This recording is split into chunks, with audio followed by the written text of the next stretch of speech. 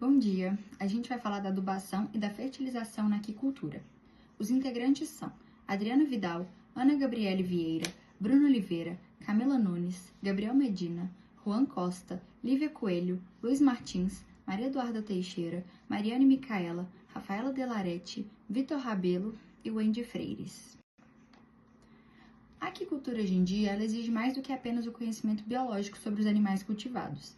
Hoje em dia é necessário compreender as dinâmicas ecológicas dos viveiros para poder garantir a sustentabilidade e a produtividade dos sistemas. Pensando nisso, o manejo da qualidade da água se torna um dos pilares essenciais para garantir a saúde dos animais aquáticos, a maior produtividade e a maior sustentabilidade dos sistemas.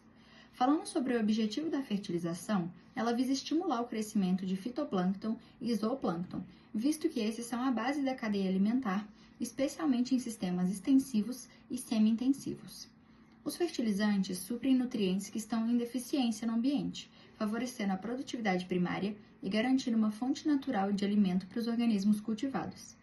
Pensando nos parâmetros físico-químicos, a fertilização ajuda a estabilizar os fatores como oxigênio, pH e transparência, o que impacta diretamente na vida dos animais e no desempenho produtivo. Os fertilizantes eles podem ser classificados em 3 grupos: os fertilizantes orgânicos, os inorgânicos, que são os fertilizantes químicos, e os mistos. Cada um possui vantagens e desvantagens que a gente vai explicar agora. Os fertilizantes orgânicos são aqueles provenientes de materiais de origem animal ou vegetal. Eles possuem elevada quantidade de matéria orgânica, nitrogênio, fósforo e micronutrientes, além de promoverem o desenvolvimento de micro-organismos benéficos no ambiente aquático. Dentre os exemplos mais utilizados, a gente tem o esterco de aves, que é o mais concentrado em nutrientes, esterco bovino e suíno. Tem também os farelos vegetais, como farelo de arroz, de milho, de trigo e compostagem vegetal. Os fertilizantes orgânicos eles atuam da seguinte forma: a matéria orgânica é decomposta por bactérias presentes no viveiro, liberando gradualmente nutrientes como nitrogênio amoniacal, fosfatos e carbono dissolvido, que alimentam diretamente o fitoplâncton. Esses fertilizantes eles são usados principalmente em sistemas extensivos e semi-intensivos, para tilápias, carpas e camarões, e são aplicados geralmente na preparação do viveiro, antes do povoamento e com manutenções periódicas conforme a transparência da água. Entrando mais a fundo nos principais fertilizantes orgânicos, eu vou falar um pouco sobre o esterco de aves. Ele é um fertilizante altamente concentrado em nutrientes, especialmente nitrogênio, fósforo e potássio. Possui teores médios de 3 a 4% de nitrogênio total, 2 a 3% de fósforo e 2 a 3% de potássio. As principais vantagens são seu elevado teor de nutrientes por quilograma aplicado, a rápida decomposição devido ao baixo teor de fibra e à alta carga microbiana, e o forte estímulo ao desenvolvimento de fitoplâncton e de zooplâncton. Já as suas desvantagens são o risco de excesso de nutrientes, o que pode levar à hipóxia, e que o fertilizante ele tem que estar bem seco e fermentado para poder reduzir a carga patogênica. A adubação inicial do esterco de aves é de 2.500 kg por hectare. Já o esterco suíno é um fertilizante que possui nutrientes moderados, alta carga de matéria orgânica solúvel e um bom teor de nitrogênio. Possui teores médios de 2 a 2,5% de nitrogênio total, 1,5 a 2% de fósforo e 1,5 a 2% de potássio. Dentre as vantagens, temos a fácil obtenção em régios com suinocultura e a boa liberação de nitrogênio amoniacal. Já nas desvantagens, temos a alta carga orgânica líquida, que pode favorecer a hipóxia e uma elevada potência de contaminação. A adubação inicial do esterco suíno é de 4.000 kg por hectare. Por último, o esterco bovino é o com maior proporção de fibra e menor concentração de nutrientes quando comparado aos outros. Ele possui teores médios de 1 a 1,5% de nitrogênio total, 0,8 a 1,2% de fósforo e 1,2 a 1,8% de potássio. Dentre as vantagens, temos a liberação lenta e gradual dos nutrientes e o menor risco de eutrofização.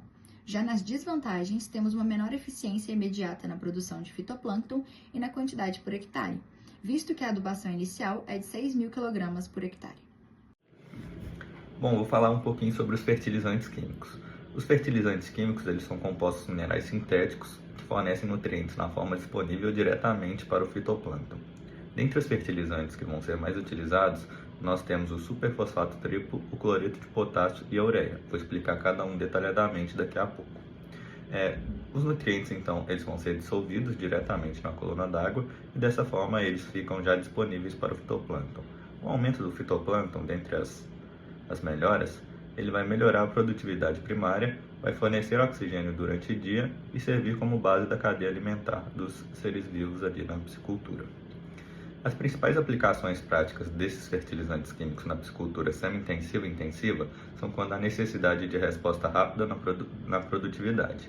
Eles são comumente utilizados para correção imediata de deficiência dos nutrientes na água, muitas vezes em associação ao monitoramento da transparência da água. Bom, adentrando um pouquinho mais nos fertilizantes químicos, nós temos a ureia. A ureia ela possui a função de fornecer nitrogênio na forma de amônia após a hidrólise, o que é um fator essencial para a síntese de proteínas no fitoplâncton. A ureia ela possui um teor médio de 45% de nitrogênio total e, dentre as vantagens, estão a ação rápida, a alta solubilidade e o custo acessível. Já como desvantagem, a ureia pode gerar picos de amônia tóxica se o pH e a temperatura estiverem elevados. A adubação inicial da ureia é de 30 kg por hectare. Falando agora de outro fertilizante químico, o superfosfato triplo. O superfosfato triplo ele tem a função de fornecer fósforo, que geralmente é o nutriente mais limitante na aquicultura de água doce.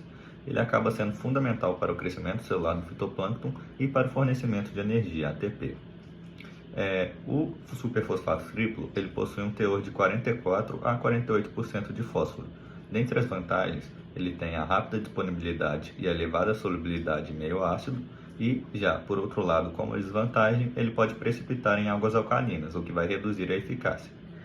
Geralmente, a adubação inicial é de 30 kg por hectare. Bom, por fim, falando dos principais fertilizantes químicos, nós temos o cloreto de potássio. O cloreto de potássio ele promove equilíbrio osmótico, metabolismo celular e atividade enzimática dos micro-organismos e dos animais aquáticos. Ele possui um teor de 60% a 62% de potássio e a sua principal vantagem é a rápida disponibilidade e a alta solubilidade. Já como desvantagem, o cloreto de potássio ele pode ser desnecessário. Isso vai depender ali do teor natural do potássio na água. A adubação inicial geralmente é de 15 kg por hectare. Ei pessoal, dando continuidade aos tipos de fertilizantes usados na aquicultura, eu vou falar dos fertilizantes mistos. Eles são fertilizantes que combinam os orgânicos com os inorgânicos, como por exemplo a ureia e o superfosfato, e exclusivamente nós vamos usar a ureia com farelo de arroz ou trigo. E eles têm como característica uma maior complexidade na dosagem e na frequência de aplicação, além de proporcionar uma liberação tanto imediata quanto contínua de nutrientes. E, além disso, o custo é reduzido em comparação se fosse feito um uso exclusivo de produtos químicos. E ele tem como aplicação comum ser usado na fase pré-povoamento e durante a manutenção, e depois de ser ajustada conforme as condições ambientais. A gente deixou um quadrinho aqui porque eles devem ser aplicados em conjunto, então a gente especificou quanto, de quilo de cada um que a gente precisa por hectare. A ureia, a gente precisa de 30 a 50 quilos por hectare, e o farelo de arroz ou trigo, a gente precisa de 100 quilos a cada hectare. Nessa mistura da ureia com o farelo de arroz ou trigo, a gente tem a ureia fornecendo nitrogênio, que é um nutriente extremamente importante para o crescimento dos fitoplânctons, além do farelo de arroz ou trigo fornecendo carbono. Nas vantagens, a estabilização da qualidade da água e a produção de bioflocos, que são focos e de micro-organismos. Além das desvantagens, porque demanda um monitoramento constante da qualidade da água, especialmente da quantidade de oxigênio, porque o farelo de arroz ou trigo é uma matéria orgânica que é rica em carbono. Sendo assim, ao ser aplicada na água, ela é decomposta por uma ação bacteriana, e esse processo consome aquele oxigênio dissolvido que tem ali na água, podendo causar a hipóxia, que é a baixa do oxigênio, e prejudicando tudo aquilo que já foi construído. E além disso, colocamos também a adubação inicial, tanto da ureia quanto do farelo de arroz ou trigo, que novamente, a ureia é de 30 a 50 quilos por hectare e o farelo de arroz ou trigo 100 quilos por hectare, sendo os dois sempre juntos. Bom dia, meu nome é Camila e eu vou falar um pouquinho sobre os efeitos da adubação na qualidade da água e no desenvolvimento das espécies cultivadas. Bom, primeira coisa que nós precisamos entender é que a qualidade da água ela é um fator essencial em uma produção aquícola, pois ela influencia diretamente na saúde, no crescimento e na qualidade de vida dos peixes. Quando falamos em produção aquícola, um dos nossos principais objetivos é a produção de alimento natural para essas espécies. E esses alimentos naturais são caracterizados por fitoplânctons e zooplânctons. Os fitoplânctons são micro-organismos vegetais que são considerados a base da cadeia alimentar, pois eles servem de alimento para os zooplânctons. Os zooplânctons, por sua vez, também são micro-organismos que são ali os crustáceos, as pequenas larvas, e eles servem como alimento para as espécies maiores, ou seja, fitoplânctons e zooplânctons são a base da cadeia alimentar. Quando a gente consegue fazer uma maior produção desses organismos, a gente tem um aumento na produção de alimento natural para esses peixes, o que é uma vantagem muito grande e, com certeza, um dos maiores objetivos de uma produção aquícola. Tanto os fitoplânctons quanto os zooplânctons são caracterizados como algo que chamamos de plânctons. A gente tem uma foto para mostrar para vocês como que são esses seres vistos pelo microscópio. São seres que vivem na parte superior das águas. E eles são seres que são empurrados junto com a correnteza porque eles não são capazes de nadar contra ela. Quando a água é uma água de qualidade, ou seja, a adubação é bem feita, a principal vantagem é a proliferação desses micro-organismos, pois eles servem como fonte de alimento natural para espécies maiores. E isso é uma vantagem muito grande na aquicultura. É algo que é muito desejável e é possível obter através da adubação. Porém, como já dito, tem que ser uma adubação de muita qualidade para poder obter esse resultado. Falando um pouco mais sobre as vantagens da adubação, nós podemos citar o objetivo principal, que é uma melhora e uma eficiência maior em toda a produção e sistema aquícola. Esse objetivo ele vai ser alcançado principalmente pela melhora na qualidade da água, que, como eu já disse anteriormente, é um fator essencial e determinante sobre as espécies ali desenvolvidas. Essa água, quando em condições boas, ela vai ser rica em nutrientes essenciais, como o nitrogênio e o fósforo, que são cruciais para o desenvolvimento de fitoplânctons e zooplânctons, que são a base da cadeia alimentar. Então, quando essa água está nutrida, ela favorece um ambiente mais nutrido e mais adequado para o desenvolvimento dos organismos aquáticos ali presentes. E agora, falando um pouquinho sobre as desvantagens, eu trouxe uma tabelinha que mostra os principais parâmetros que serão avaliados para saber se a água está em boas condições ou não. Dentre eles, temperatura, oxigênio dissolvido, sólidos totais dissolvidos, pH, amônia, nitrito, condutividade elétrica, transparência, turbidez, dureza total e alcalinidade. O Gabriel vai falar um pouquinho mais para você sobre cada um desses parâmetros. Bom dia, meu nome é Gabriel Medina e eu vou falar sobre os parâmetros de qualidade da água. Vou começar falando sobre o pH. O que é o pH? O pH é a medida da atividade do hidrogênio. A sua faixa ideal está entre 6 e 9 e quando está fora da faixa pode causar estresse e mortalidade dos peixes. Os fatores que alteram o pH é respiração, fotossíntese, adubação, calagem e poluição. As consequências do pH alterado é que pode afetar a homeostase da água, aumenta a toxicidade da amônia, pode causar danos às brânquias dos peixes por conta das perdas dos íons e a produção excessiva de muco. A calagem é utilizada para ajustar o pH e melhorar a produtividade primária. Os produtos usados é o cal virgem, o óxido de cálcio, o carbonato de cálcio e o calcário.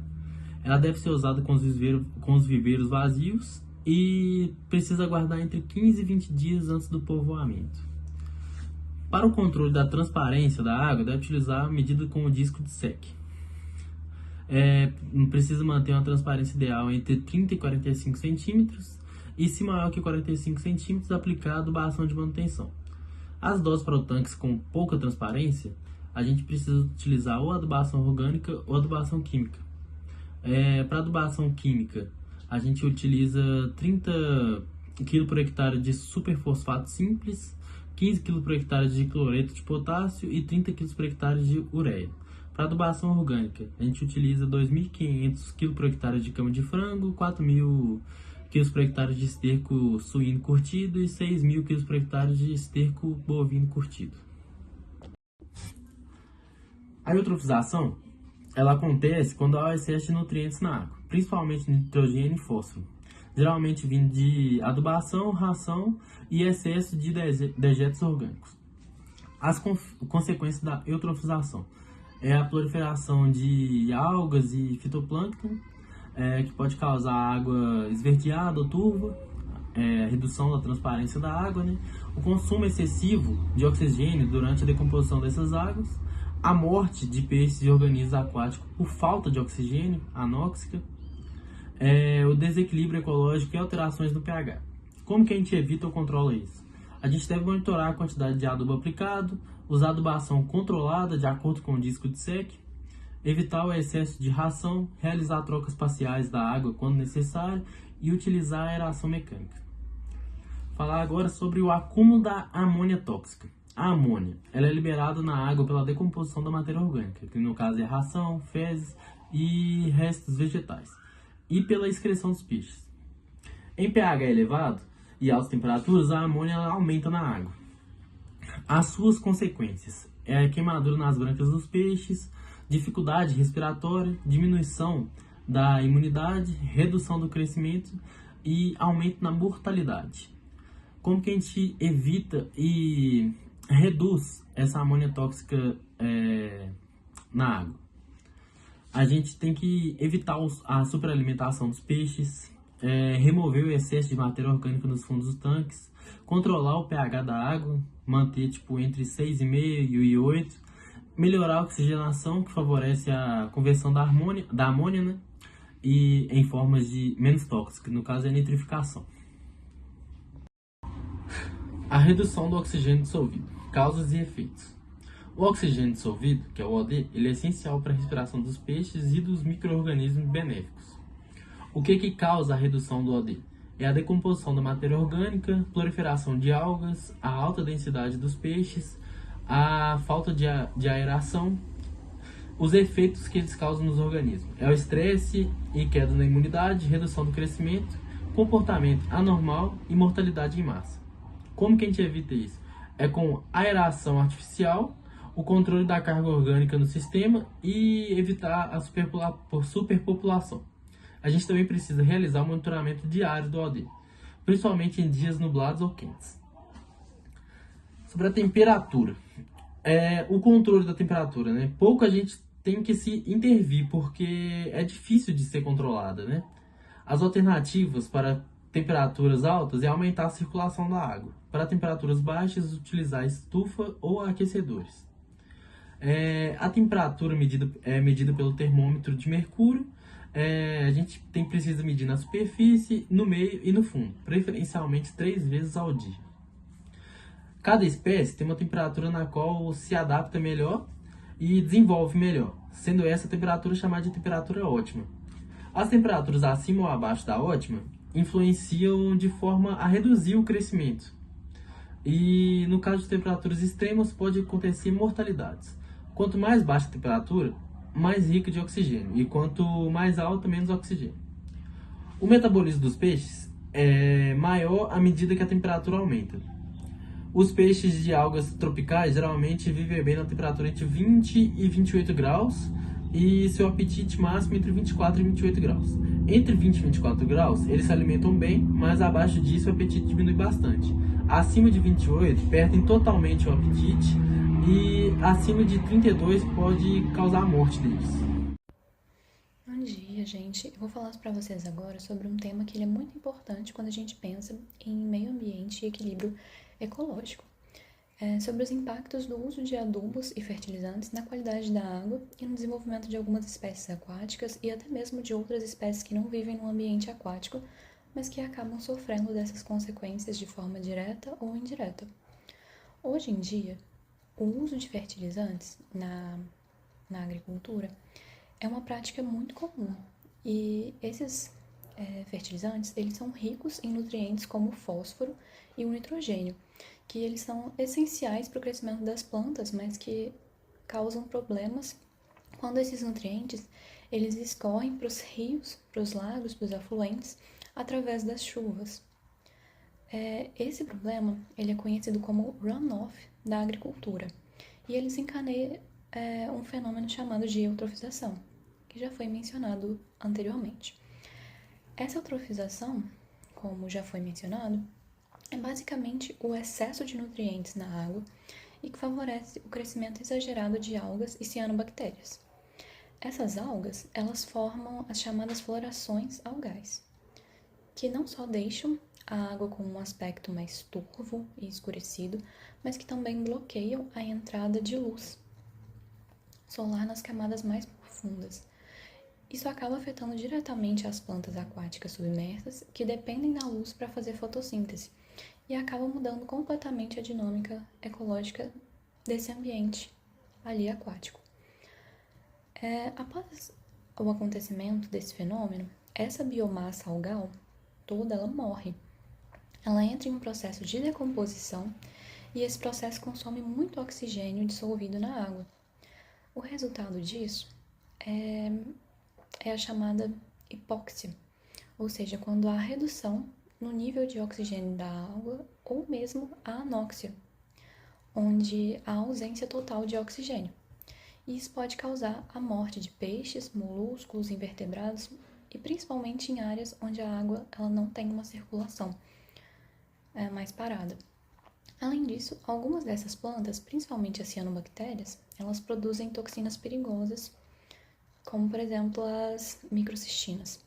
Essas toxinas, tanto para os animais quanto para os seres humanos, elas podem causar problemas hepáticos, neurológicos e até mesmo morte em casos mais graves. E a amônia, que surge da decomposição dessa matéria orgânica, ela também pode se tornar tóxica, especialmente em ambientes onde tem um pH mais elevado. Essas alterações, elas acabam modificando a biodiversidade do ecossistema e assim mais espécies sensíveis ao oxigênio, essas toxinas, elas vão desaparecendo, enquanto as espécies mais resistentes, algumas algas ou outros peixes tolerantes a essa poluição, eles acabam se multiplicando, tendo uma taxa de reprodução maior. Com isso, o equilíbrio da cadeia alimentar aquática, ele se quebra, porque assim como ocorre a diminuição dos fitoplânctons, os zooplânctons acabam tendo também uma queda, e isso afeta todos os peixes pequenos e, por fim, prejudica os predadores de topo de cadeia, as aves, os mamíferos aquáticos e até mesmo os seres humanos que dependem dessa cadeia alimentar. Outro ponto importante é o impacto na reprodução das espécies.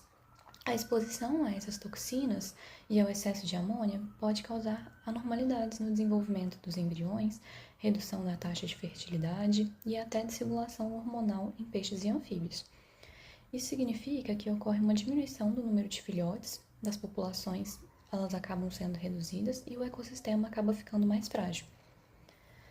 Além disso, além de toda essa devastação na cadeia alimentar, as toxinas elas podem também se acumular ao longo da cadeia, num processo que já foi mencionado, chamado de bioacumulação e biomagnificação, onde os organismos maiores, os predadores de topo de cadeia, acabam absorvendo e tendo quantidades dessas toxinas maiores no organismo pela bioacumulação.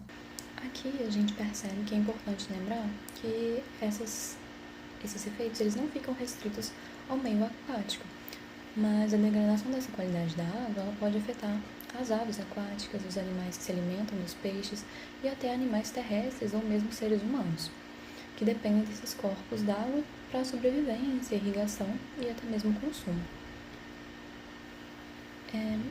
A gente pode concluir com isso tudo que o uso desses fertilizantes ele desequilibra completamente o ecossistema aquático e gera impactos de cadeia, desde a proliferação das algas até a morte de animais, toxicidade e alterações reprodutivas e contaminação dessa cadeia alimentar.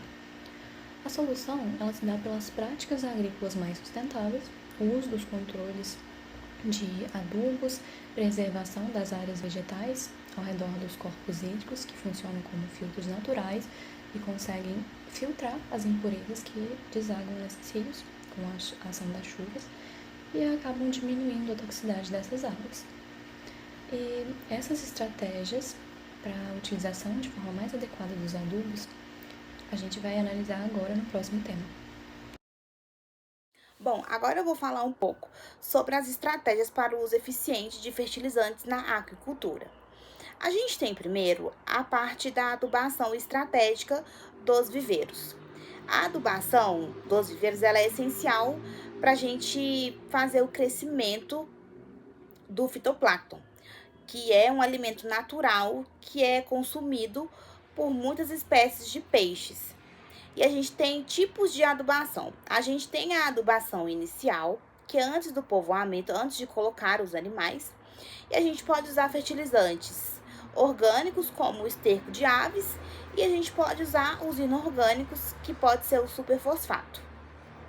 E a gente tem que fazer a readubação desse viveiro. E a gente vai fazer ele se baseando na qualidade da água. Então, se a água estiver transparente, não precisa fazer a readubação.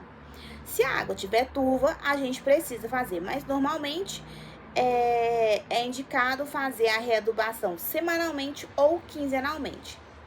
E a gente tem também dois tipos de sistemas que são integrados na produção. E a gente tem o primeiro, que é a aquaponia, que é a criação de peixes com o cultivo de plantas verduras. E o que acontece? Os peixes, eles produzem nutrientes na água que são essenciais para o desenvolvimento das plantas. E as plantas, por sua vez, elas conseguem fazer a purificação da água. Então, esse sistema funciona da seguinte forma. Os peixes são criados em tanques de água e em cima desses tanques a gente tem as plantas. Então, os nutrientes que os peixes produzem naquela água passa por um tubo e esse tubo ele rega as plantas com essa água cheia de nutrientes, fazem as plantas se desenvolverem e com isso as plantas elas conseguem purificar a água. E com isso a gente consegue reduzir o uso de fertilizantes sintéticos e conseguimos melhorar a qualidade da água. E a gente tem também a aquicultura multitrófica integrada, que é basicamente a criação de várias espécies diferentes de peixes em um único sistema. E com isso, a gente consegue fazer o reaproveitamento de nutrientes, a diminuição de dependência de insumos externos, e com isso a gente consegue aumentar a sustentabilidade e o equilíbrio daquele sistema.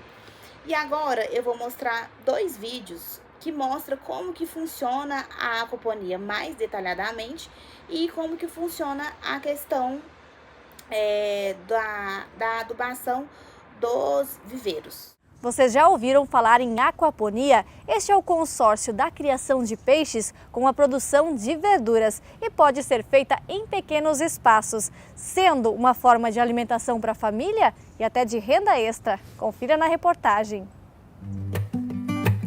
No sistema produtivo convencional, a piscicultura, que é a criação de peixes, e a hidroponia, a produção de hortaliças sem solo, são coisas separadas.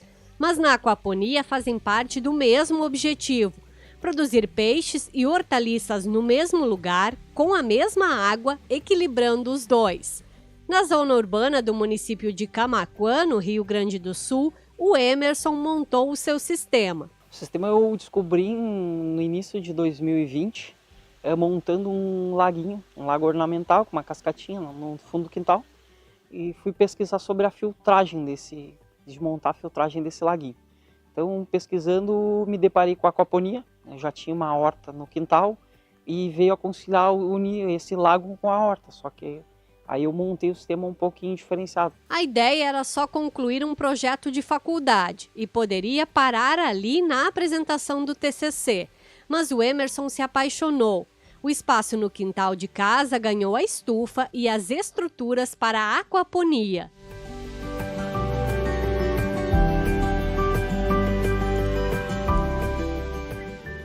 E aí fui olhando vídeos no YouTube, buscando vídeos, buscando mais por pesquisa. E aí fui me aprofundando. No início eu tinha uma visão assim mais para a parte da piscicultura, fui amadurecendo e fui indo mais para a parte das hortaliças. Nas caixas estão os peixes, tilápia, carpas e até jundiá e lambari. Ao todo são 7 espécies. Aí as verduras variam conforme a época do ano. desde as folhosas como alface, até beterraba, temperos e chás, pimentas e até morangos.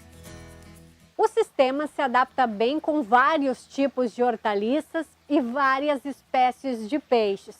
Mas para quem está começando, o investimento inicial pode ser um pouco caro. Neste caso, o Emerson usou do reaproveitamento e essa é uma dica importante. Materiais aqui para colocação das hortaliças e as caixas, até os canos, foram comprados no ferro velho. Então o investimento inicial ficou em cerca de R$20 mil.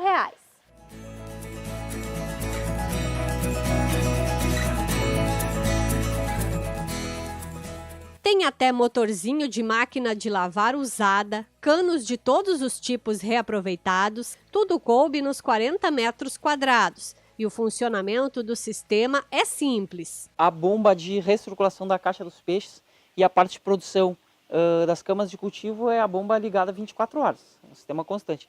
A água do SAMP, que é a parte mais baixa que nivela o sistema, toca a água para a caixa dos peixes, a água entra em circunferência, oxigenando e direcionando os dejetos para o centro e fundo da caixa, que vai para o sistema de filtragem. Passando pela filtragem antes de chegar no SAMP, ou dependendo do sistema no SAMP, são bombinhas, né, de irrigação, que aí eu uso um timer de 15 em 15 minutos, no período do dia e durante a noite umas 2, 3 irrigações. Agora no inverno, no verão pode ser um pouquinho mais. Aí irriga a água, volta aqui e direciona cá direto no fundo, direto na caixa dos peixes. Essa queda já auxilia a oxigenar e a fazer a circulação da água também.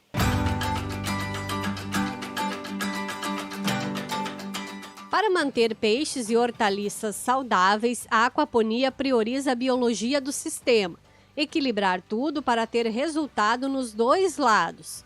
Os peixes fornecem grande parte dos nutrientes que as plantas precisam. Para equilibrar, quando falta nutriente, entra quelato de ferro e casca de ovo. E quando batem as pragas, o combate é com óleo natural e até alho. Aqui não podemos trabalhar com uma piscicultura muito intensiva, a não ser que tu tenha uma área de cultivo maior. Na média, assim, 60 gramas de ração para cada metro quadrado de folhosas. E aí, no sistema de mineralização, a gente deixa mais tempo, né? Procura não fazer TPA, troca parcial de água. Então vai equilibrando. A planta filtra a água dos peixes, né? E os peixes, os resíduos são um alimento para a planta. O Emerson não leva a aquaponia como renda principal, mas se for feita em maior escala, pode ser sim a atividade base. Além de peixes, também podem ser usados crustáceos. Entre os benefícios está a economia de água, até 90% em relação à agricultura convencional, e elimina os efluentes do meio ambiente. Por aqui, os resultados também agradaram nesses 2 anos. Essa caixa aqui eu fiz a despesca esse ano, 60 quilos de tilápia em 2.000 litros de água. Já tive uma outra despesca, essa aqui eu consegui 40 quilos numa despesca, 40 quilos de tilápia, peso vivo. Só que aí eu precisei botar uma complementação de oxigenação, mais uma bomba adicional.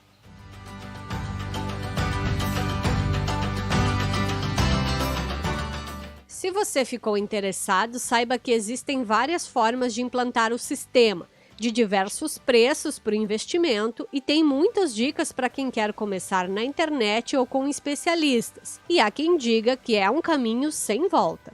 Hoje é um vício, tanto é que no andamento ainda, na montagem do meu TCC, eu ampliei ela. A bancada estava num lugar, eu acabei desmanchando e montando, botando mais caixas d'água, fazendo uma estrutura maior. Deixando cada caixa d'água para uma espécie de peixe e assim como as plantas, poder organizar cada espécie no seu espaço.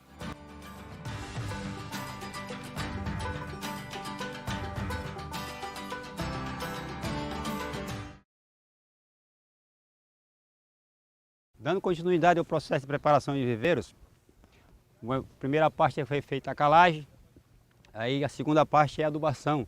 Ou seja, para se fazer a adubação precisa de pelo menos 50% do viveiro completo com água.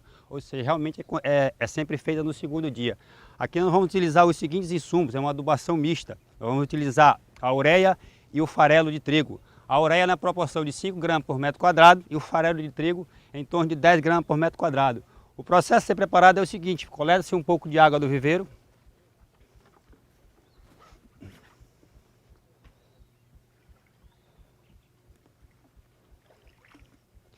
Em seguida, é acrescentado um pouco de ureia e um pouco de farelo de trigo.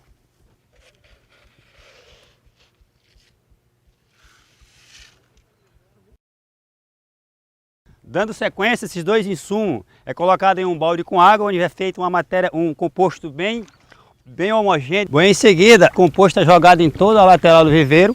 Essa água, consequentemente, vai ficar um pouco esverdeada, com o aparecimento do fitoplâncton, em função da produção primária, que nisso vai fazer com que praticamente o oxigênio desse viveiro esteja dentro dos padrões desejáveis para o cultivo.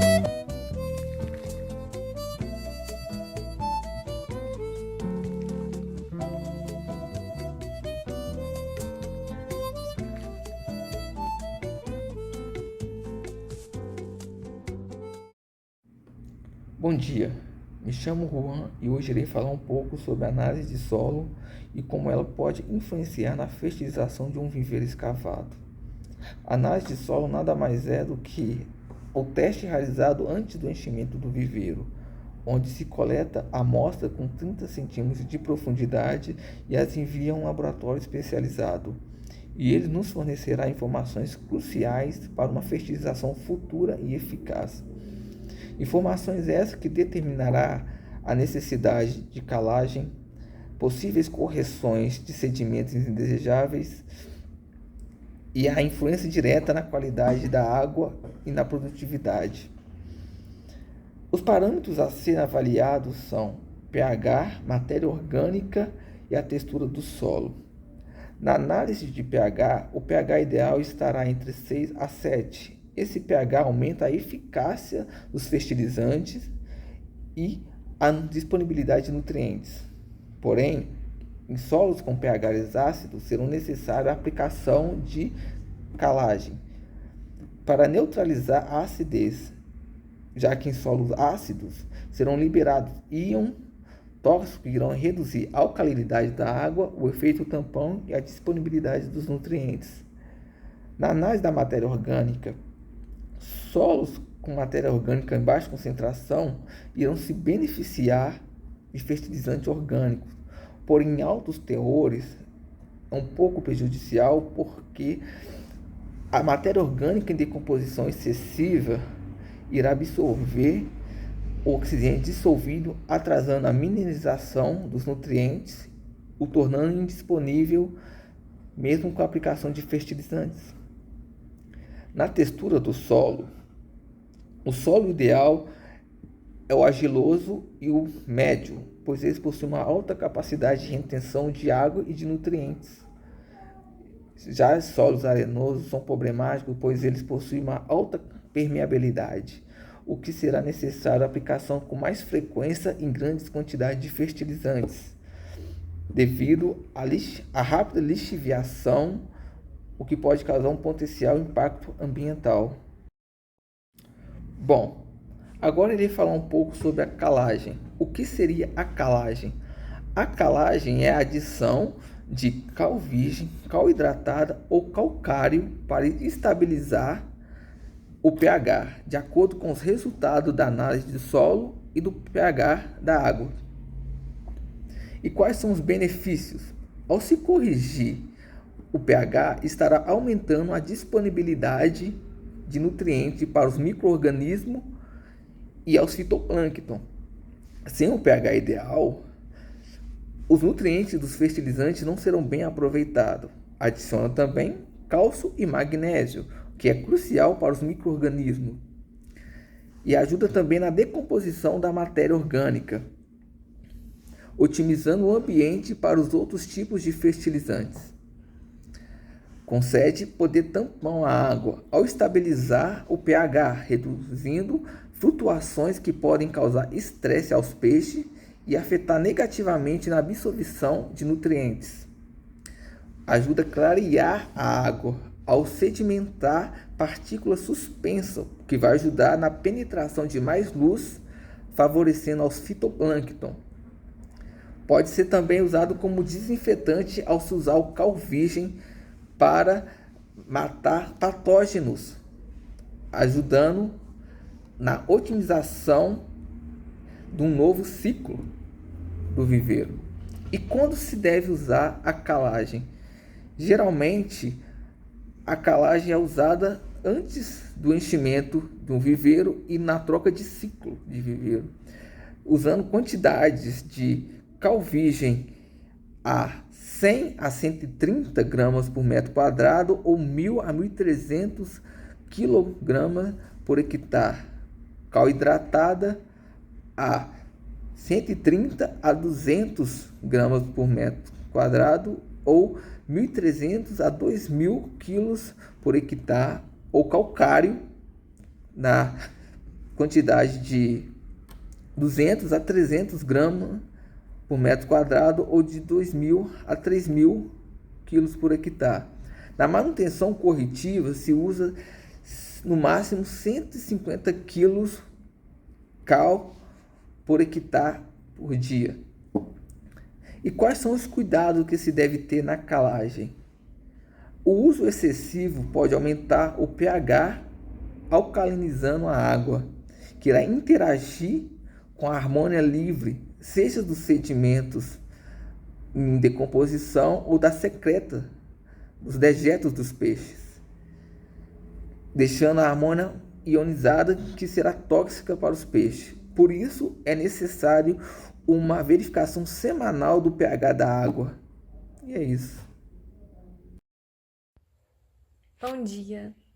Eu me chamo Andy Freires e hoje eu vou falar sobre tecnologias e inovações para o uso sustentável de fertilizantes e os impactos ambientais e responsabilidade do produtor na aquicultura.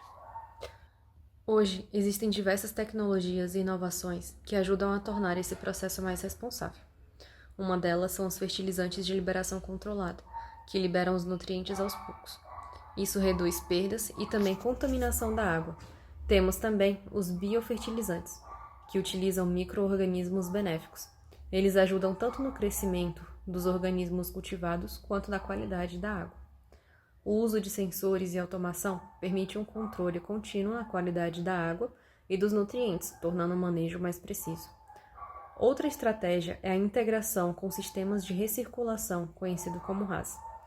Esses sistemas diminuem a necessidade de fertilizantes e melhoram o reaproveitamento dos nutrientes presentes na água. Agora, é importante entender também os impactos do uso excessivo de fertilizantes.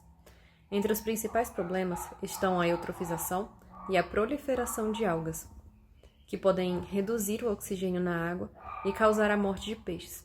Além disso, há consequências como perda da biodiversidade aquática, o descumprimento da legislação ambiental e a necessidade de educação ambiental dos trabalhadores da aquicultura. É por isso que o produtor tem um papel fundamental. Algumas responsabilidades do produtor incluem adotar boas práticas de manejos para evitar desperdícios, monitorar os níveis de nutrientes com frequência, utilizar apenas fertilizantes autorizados e seguir as normas ambientais, investir na capacitação e conscientização da equipe, buscar certificações ambientais que comprovem uma produção responsável. Com essas ações, é possível promover uma aquicultura mais sustentável, eficiente e alinhada com o cuidado ao meio ambiente. Bom dia, meu nome é Bruno Oliveira e eu vou falar sobre a integração de práticas de adubação com manejo ambiental. Essa integração é um conjunto de ações que visa garantir a qualidade da água, a saúde dos peixes e a preservação do ecossistema como um todo. Quando essas práticas são bem aplicadas, nós conseguimos criar um ambiente equilibrado, biologicamente produtivo e sustentável. Por outro lado, se a adubação é mal planejada, ela leva à eutrofização, que pode causar queda nos níveis do oxigênio e o aumento da mortalidade dos peixes e, consequentemente, gerando prejuízo ao produtor. A integração eficaz, ela exige fundamentos técnicos e sólidos.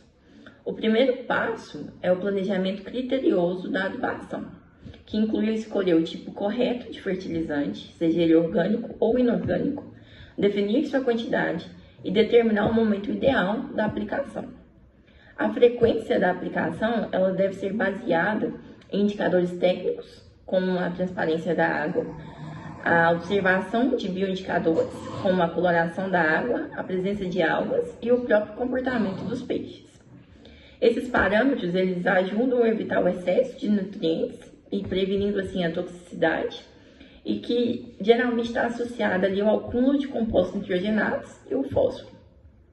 Isso tudo, todas essas práticas contribuem para um viveiro mais saudável e estável biologicamente. Falando um pouco dos benefícios, eles vão muito além do controle da qualidade da água. Em primeiro lugar, contribui diretamente para a sustentabilidade ambiental, reduzindo assim a necessidade de produtos químicos e promovendo o equilíbrio ecológico natural.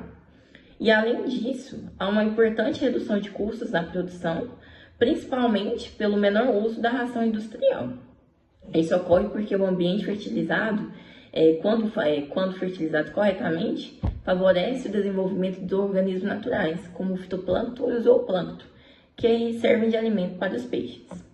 Outros benefícios também incluem a melhora da saúde dos peixes, a diminuição dos riscos de colapsos populacionais, ou a mortalidade em massa, e o aumento da eficiência produtiva do sistema como um todo.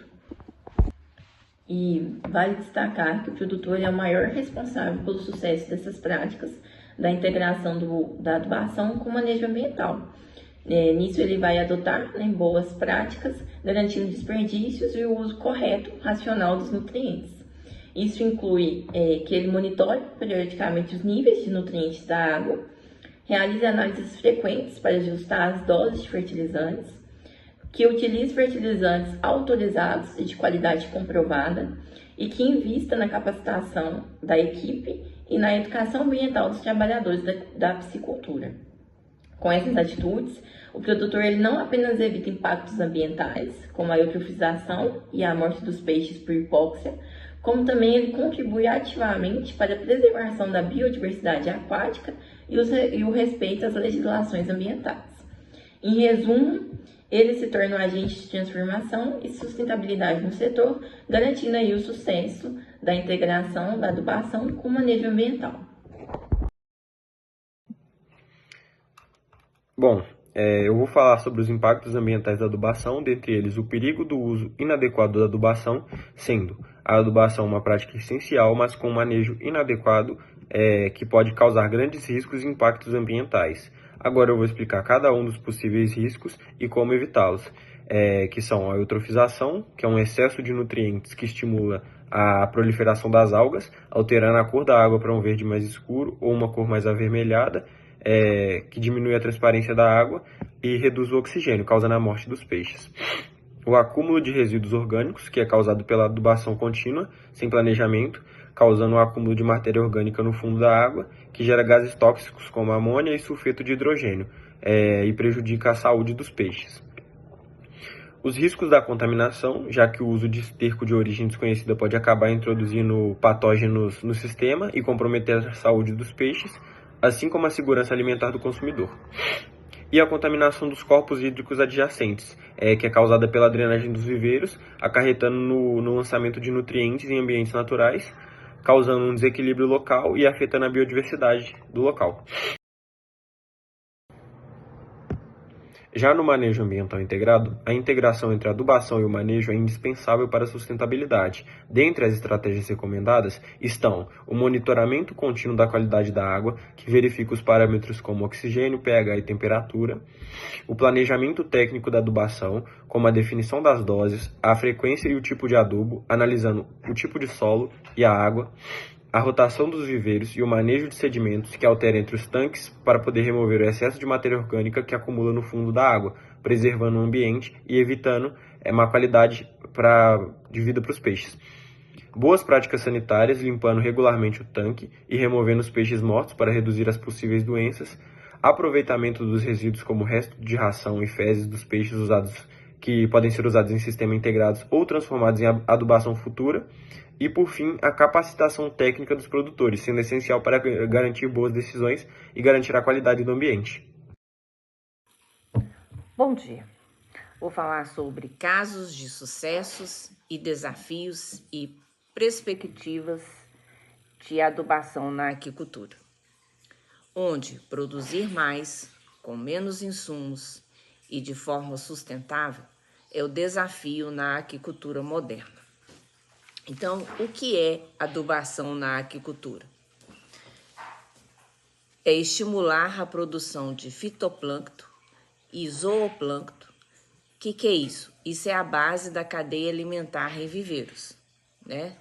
E ele tem esse tipo de adubação, ela tem 2 tipos. Ela pode ser orgânica e inorgânica.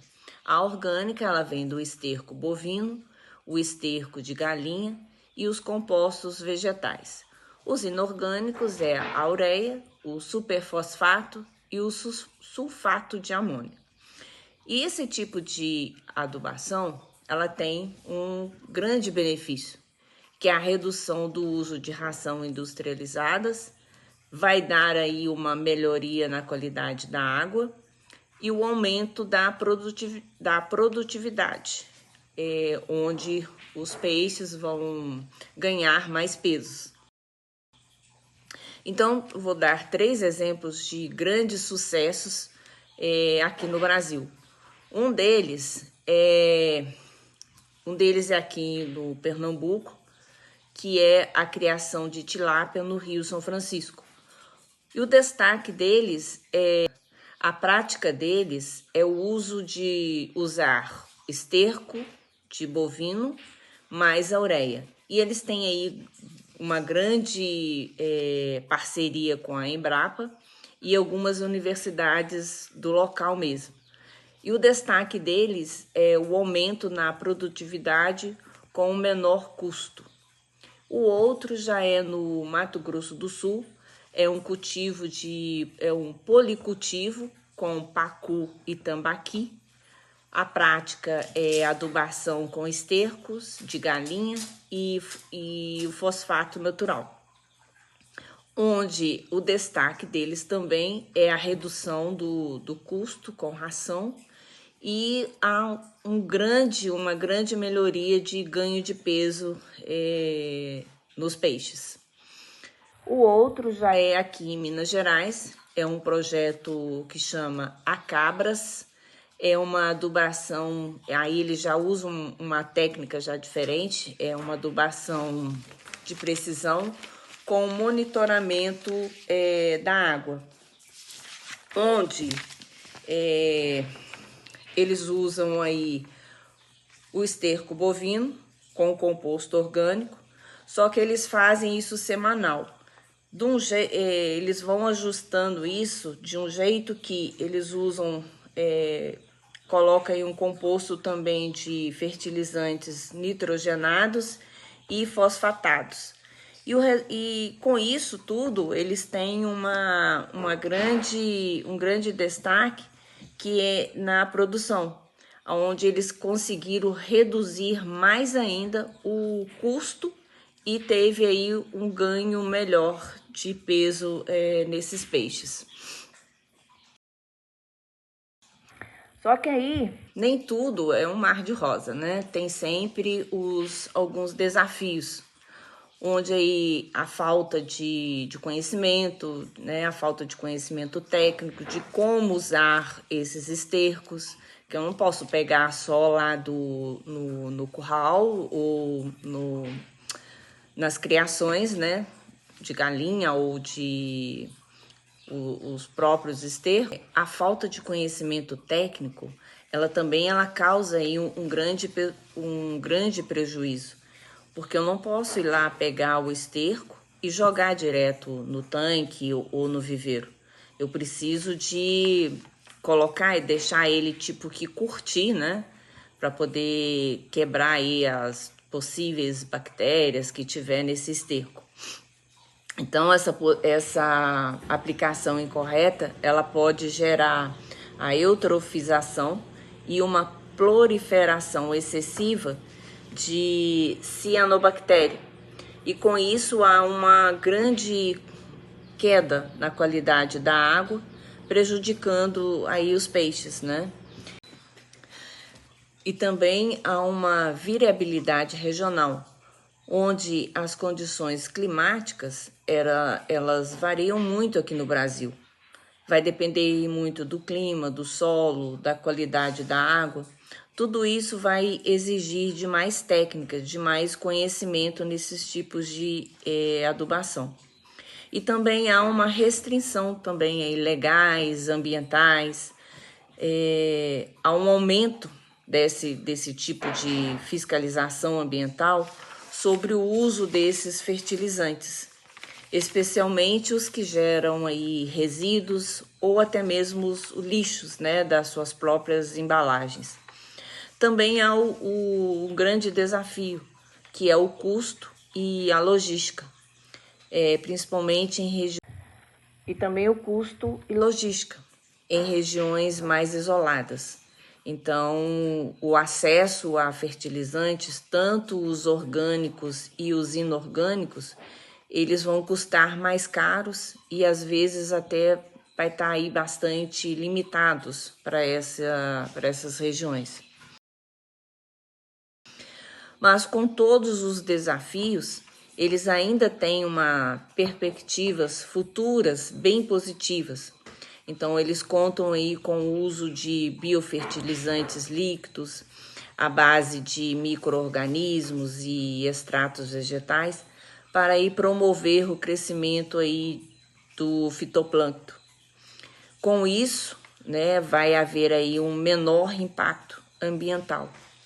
E também uma adubação de precisão, tipo uma integração aí com um sensor, talvez um aplicativo ou um programa, onde a ração ela pode cair por tempo determinado, um programa que eu posso programar a quantidade de ração para cair na hora certa,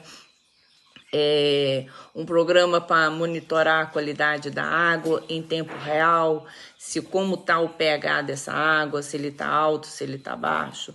Então, eles contam aí com a ajuda da inteligência artificial para esse caso também. Também contam com sistemas, né, de criação, tanto criação de bovinos quanto de galinhas aí, né, para poder conseguir aí um preço melhor nos estercos, né, tanto bovino, galinha, para que tenha um menor custo-benefícios para eles. E também contam principalmente com a capacitação técnica. Então, eles têm alguns que não têm tanta ajuda, tanto do governo, então eles contam com essa ajuda, com o apoio dos órgãos, como o Sanar, né, o Sebrae e até mesmo a Embrapa. A adubação é uma prática eficaz para incrementar a produtividade aquícola, especialmente em sistemas semi-intensivos. No entanto, sua aplicação deve estar tecnicamente embasada e integrada à prática de manejo ambiental, evitando impactos negativos sobre a qualidade da água, a saúde dos peixes e o meio ambiente. A integração entre a adubação e o manejo ambiental representa um avanço indispensável na aquicultura brasileira, como o conhecimento técnico, monitoramento adequado e boas práticas de manejo.